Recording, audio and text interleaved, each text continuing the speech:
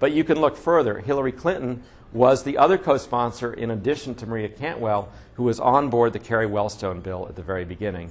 Barack Obama, when he was a state senator in Illinois, was a leader on this issue in the Illinois legislature and has been vocal about it on the campaign trail.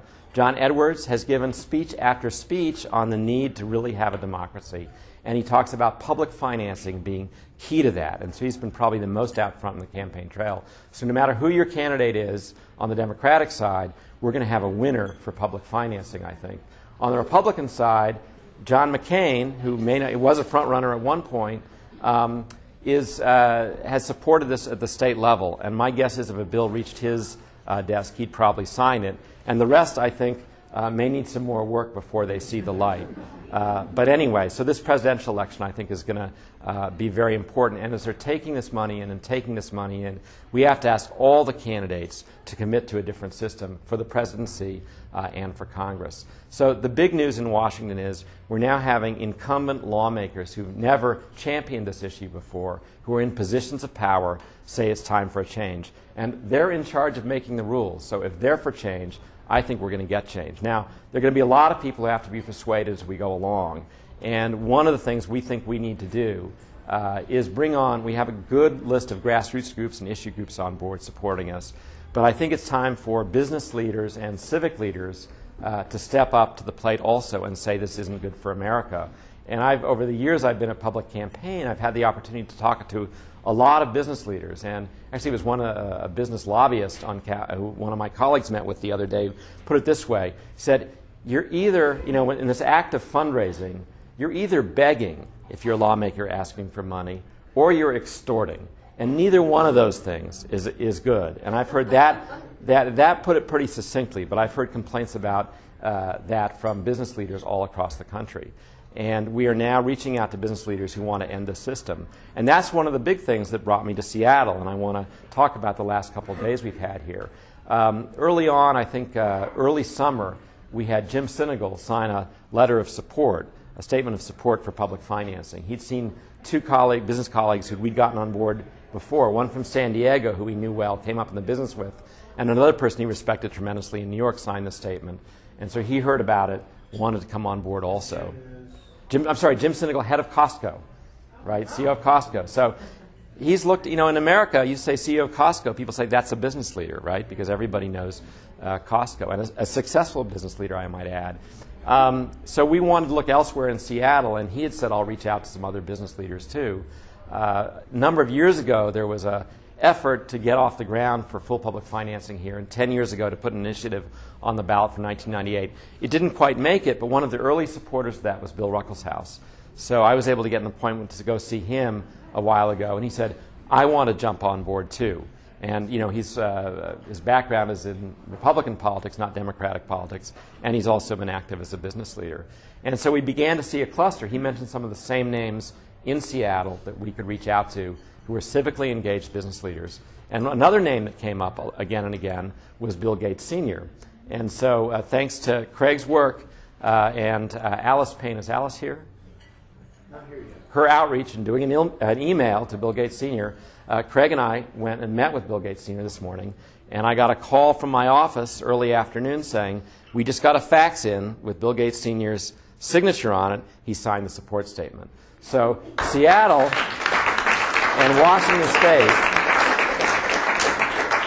now stands as the leading source of business leaders who will move this forward. And we think with those three in place, we can reach out to a lot more. So that's going well. But it's not just business leaders, that we need to bring this on. We need civic leaders. And so Craig and I saw Brewster Denny this afternoon, who said, I've always supported public financing. This is a great idea. Sort of let me know what I can do. And I think he'll be especially involved in some of the efforts going forward in Washington State. So you need civic leaders. We've also had labor leaders involved at the national level and in many of the states that have won this. And we went to go see one of the political directors for an SEIU local here.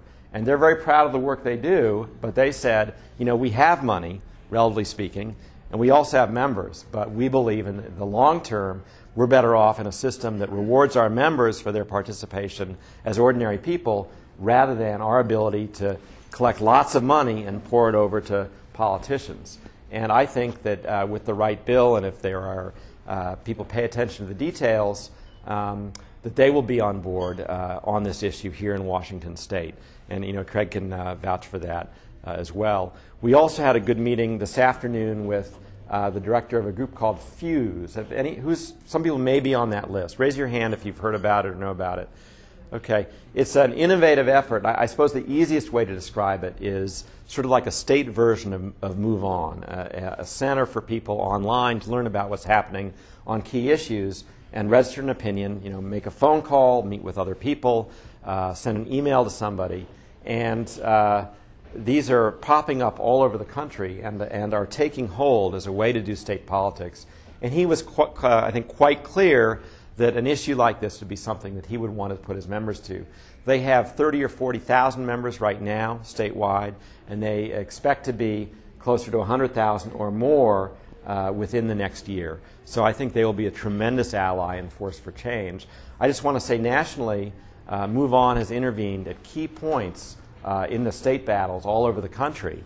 And if you're standing in a legislative chamber or a legislative office building, right after they've pushed their button and sent out tens of thousands of emails to their members in that state, you can almost feel it in that legislative chamber, because all of a sudden there's a wave of emails or a wave of phone calls that they just don't ever get. So the online groups, I think, can be a huge part of winning on this issue. Move On has said they will help us nationally, they're one of those grassroots groups that has pledged their support. But I think the state Move On-like groups are going to be a tremendously powerful tool in moving this forward. And as a force for change, they are only going to grow in the next couple of years. One of the reasons the blogging community and online community likes this law is it takes small contributions and puts muscle behind them. Well, what have these groups found success in doing? Pulling together large numbers of small contributions. It's actually happened on the conservative side too. And so it says, how do we empower grassroots? Well, if the internet is a tool for that, then Clean Elections is a system of fundraising that empowers the grassroots online as well as in the other ways. So I think that's another tremendous way that we can see things move forward. So I know I'm skipping some meetings. Tomorrow we're seeing the Seattle Post-Intelligencer, that one of their editorial board members and a political editor and a political reporter. And former Governor Dan Evans tomorrow also. So we're keeping very busy here.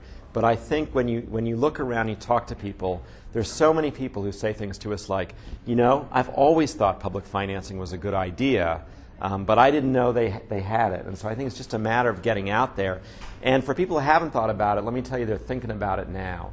And around the country, we are seeing the same kind of changes at the state level. Let me just quickly end with one episode sort of in Iowa. The Democrats took control, putting in positions of power some of the strongest advocates of public financing in that state. They said, wow, I'm in the majority party now. We can get something done.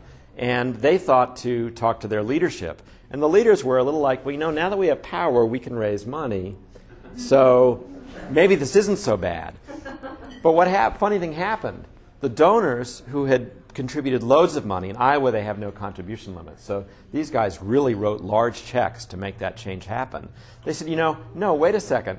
We don't want to be in charge of perpetually funding your majority, because we know the cost of that goes up every year. What we want you to do is to pass public financing. We want to back out of this deal, put our money into other things, thank you. And so now you have the biggest donors in the state, actually some on the Republican side as well as the Democratic side, saying, we don't want to be the permanent funders of politics in this state. It should be public financing. So if you can imagine pressure from the large political donors, we're now seeing in a lot of places incumbent leaders being the force for change. We're seeing leaders in the business community, respected people all over the country, saying we want in on this too. So I don't see how we're possibly going to lose this. I think it's just a matter of time and a matter of people doing the hard work to connect all the leaders who want to make change and tell them what's going on and inform people at the grassroots and put together a plan. If we do all that, the pieces are all there to win on this issue in every state in the country and in Congress as well. So I just want to close on that. The time is right. There's never been a better time to push this. We can win, and groups like you all here are absolutely the key to keep pushing ahead every day. So I'd love to answer questions.